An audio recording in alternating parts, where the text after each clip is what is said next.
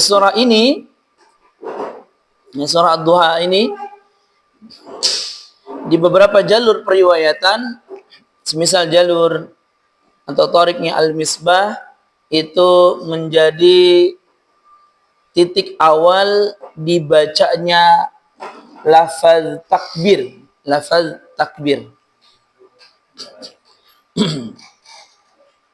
Jadi surah Ad-Duha di penghujung ya, di penghujung ayatnya, wa amma bi ni'mati rabbika fahaddits, itu ketika membacanya, misalnya kita membaca kemudian sudah sampai Ad-Duha dari An-Nas sampai dengan surah Al-Lail, itu tidak ada takbir.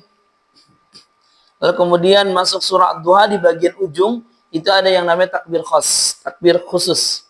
Nah, takbir khusus ini berlaku pada jalur yang tidak kita baca. Adapun kalau hari ini kita jumpai atau banyak di tengah kaum muslimin, khususnya di daerah-daerah, biasanya membaca atau hataman Al-Quran di penghujung surat Ad-Duha membaca Allahu Akbar.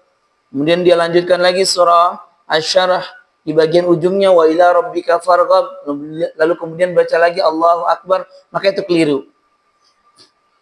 Jadi tidak ada takbir dalam jalur periwayatan yang kita baca di riwayat Hafs, Thariq Syatibiyah.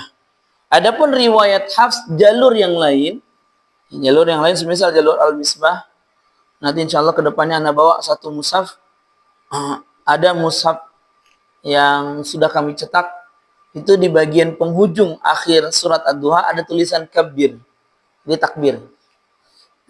Di surah akhir Asy-Syarh itu juga kabir, takbir. Sampai di akhir surat An-Nas. Jadi akhir surat Ad-Duha sampai dengan akhir surat An-Nas ke bawah, itu semuanya dianjurkan di dalam jalur periwayatan bacaan tersebut membaca lafaz takbir, Allahu Akbar. Adapun bacaan kita tidak ada sama sekali.